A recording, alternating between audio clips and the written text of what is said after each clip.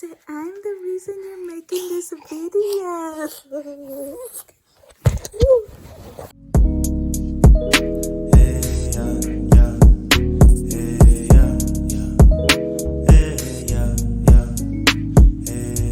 Hello,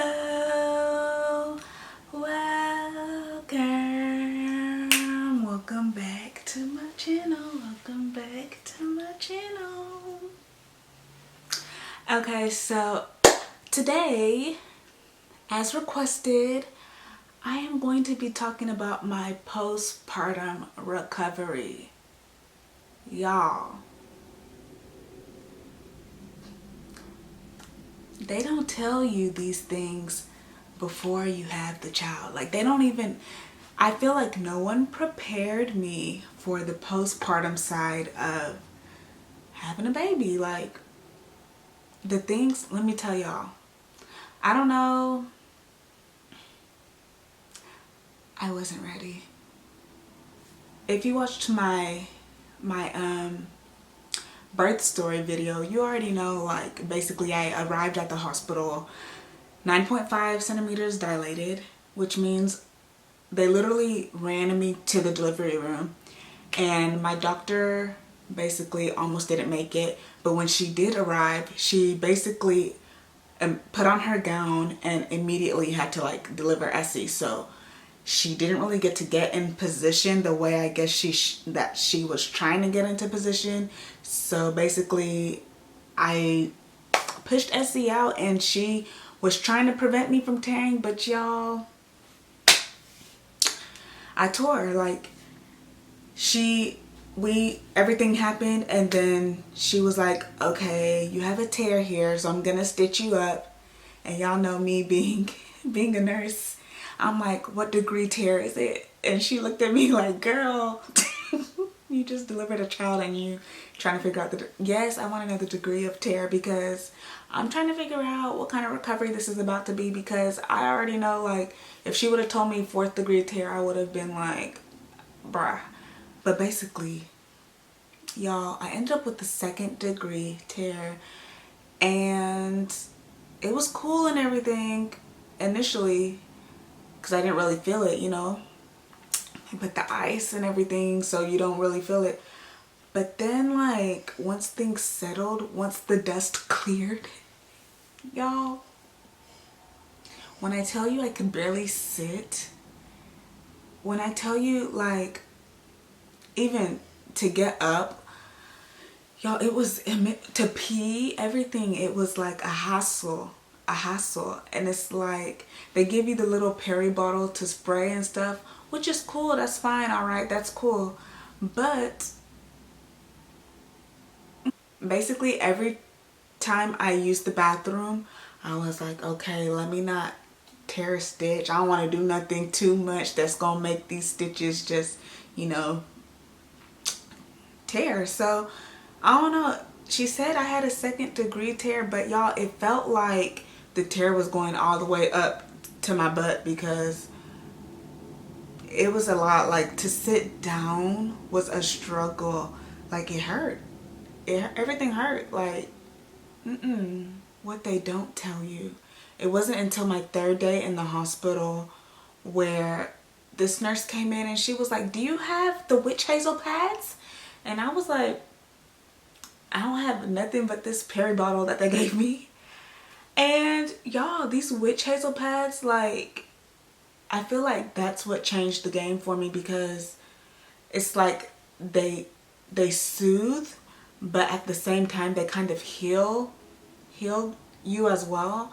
And that's what, please y'all, if y'all are packing your hospital bag or whatever, I advise you, I suggest you get these witch hazel pads, or Tux is another name for it. And then also, so that's what I was using.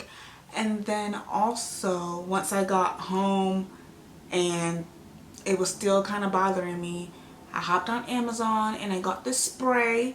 Let me see, y'all, I got this spray. Let's see, I got this spray. It's a herbal perineal spray.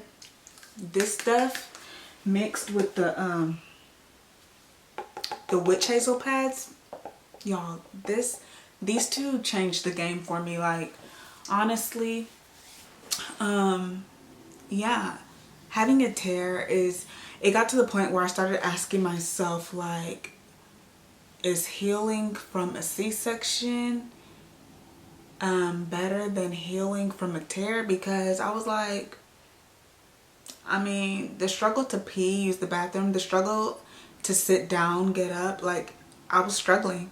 And I know C-section, they have the scar, so they be struggling to get up and stuff. But I'm like, do they struggle to pee? Like, was it really worth it? Should I have done a C-section? But no, I'm scared of epidurals, so. And I'm scared of Foley's. Basically, I don't like anything going in me that don't need to go in me. I'm all about the natural. But anyways, back to what I was saying. Yeah, it took me a good month. It took me a good month to comfortably sit down, use the bathroom and everything without any like issues, any pain, not worrying about the stitches tearing or anything like that. A month, a good month. Nobody told me that I would be dealing with that for a good month. But anyways, that's just that part of it. Another thing no one told me about is, let's talk about the fact that I had to go to physical therapy. Y'all, I did not know. I don't know what it is that caused it, but y'all, ever since I had Essie, and Essie is 10 months now, I have been having pain in my leg ever since I delivered. Well, I didn't initially feel it when I delivered because I was on hydrocodone and stuff for like the first 2 weeks. So I didn't really feel it initially. But once I stopped taking those pills, when I tell you I could barely walk, I was limping, everything, like basically even till today, my leg still hurts. It's more manageable, but it still hurts. I did physical therapy for like a good month. At least a month, yeah. I did physical therapy and that helped, but y'all, no one told me that like you have a child and I mean, I can't walk.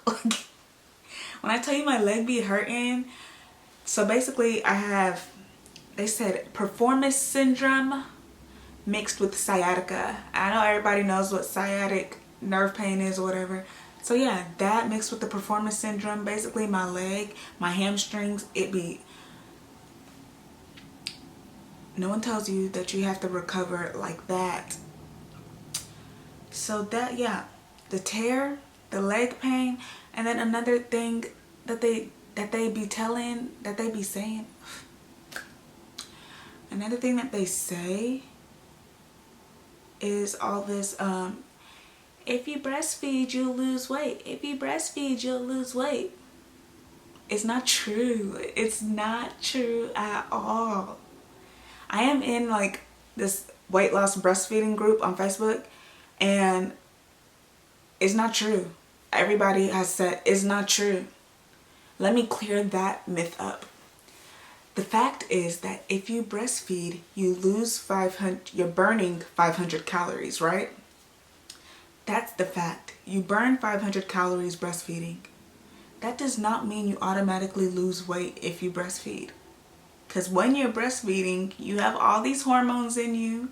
You have all this other stuff going on in your body. Some people have cravings, which make them gain more weight while breastfeeding or make them eat more while breastfeeding. But yeah, you still have all these hormones. Basically, what I found out is a lot of people don't really lose all the weight until they're done breastfeeding. But at the end of the day, it's all about, everybody's body's different, everybody's different. But I just want to, that myth is false. Breastfeeding does not mean you automatically lose weight. Because let me tell you, I came out and I was like, bruh, I'm going to breastfeed. I'm going to do the thing. Like, I'm going, And I did like lose weight very fast. Like, I bounced back. Let me not say bounce back, because before getting pregnant, was not at my goal weight. So I didn't bounce back like, ooh, you snatched. But basically, I got back to my pre-pregnancy weight. But then, y'all, I don't know if it was quarantine or the hormones or what, but y'all, I gained 10 pounds after that. And breastfeeding did not help me lose that 10 pounds, y'all. I'm still trying to lose the last 10 pounds that everybody claimed that breastfeeding would help me lose. It's not true. I just want to set that straight. Breastfeeding does not mean you automatically lose weight. You burn calories, yes, but there are other factors into the thing. Like, yeah, there are other factors. So don't be like me and think that you're just gonna automatically lose all the weight because you're breastfeeding, because it's not true. Essie is 10 months old. I have been breastfeeding for 10 months. And look at me. I'm still here trying to lose weight. No, but anyways, yeah. So, I'm trying to think, is there anything else postpartum? Postpartum. I mean, and postpartum, I feel like the recovery and everything, I feel like the main thing that really bothered me was the tear. I feel like that was a big thing that about the recovery process. Well, I guess I won't say that they didn't tell me about, because I knew it was possible, but I didn't know that the recovery process pertaining to the tear would be so much. Like, y'all. And I have a very high pain tolerance, so I know I'm not exaggerating. Like, keep in mind, I went to the hospital 9.5 centimeters dilated. I have a very high pain tolerance. But y'all, when I tell you, the tear was a different story. One of those nagging pains that just kind of, like, it's there and it's bothering you, and you know you have to deal with it because there's nothing else that you can do. Like, I don't know. Thank God I didn't have like any postpartum depression or postpartum anxiety, or at least I don't think I did. I don't know. I don't know. Yeah, at least I don't think I had any of those, because that's another factor of postpartum that a lot of women have to deal with. But yeah, another thing postpartum, I don't even think this is really postpartum. This is just post baby things. When I be working out and stuff, like, I have to stop and go to the bathroom so many times, because now it's like any small thing, any extra laugh, any extra cough, like, if your bladder is full, you could pee on yourself. Like, you literally could pee on yourself. Like, you got to make sure you empty your bladder when you need to empty your bladder, or else there's possibility that the slightest thing, you'll pee on yourself. And that's just it. I mean, you got to retrain your pelvic floor. Basically, there's different things that happen that you gotta, you know, bounce back from.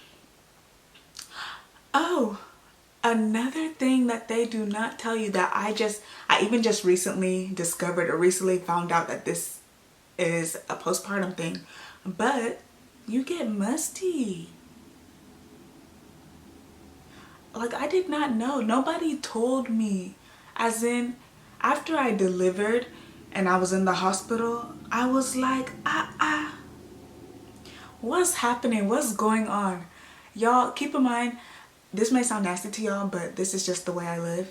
I'm not the type of person that has to put deodorant on daily. Like, I don't get musty. So keep in mind, I don't get musty. I don't put deodorant on daily because I kind of react to deodorant. So I don't put it on daily.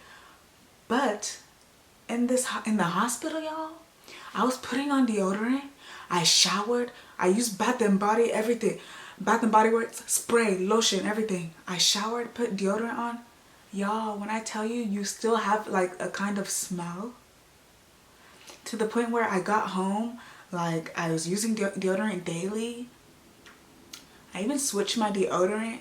Y'all, like, they don't tell you that, like, you kind of get a little musty a little bit. Like, I don't know. Somebody was telling me just recently, somebody was like, yeah, I'm trying to find a new deodorant because these pheromones, whatever they be saying, They got me smelling like nothing's taking away the smell. Luckily, switching my deodorant fixed the problem for me, but basically she was saying like she's tried everything and it ain't working. And I was like, I couldn't even help her. I was just like, wow, I'm mad nobody told me that this was a common thing that had to do with like giving birth, like postpartum stuff, because y'all was like, I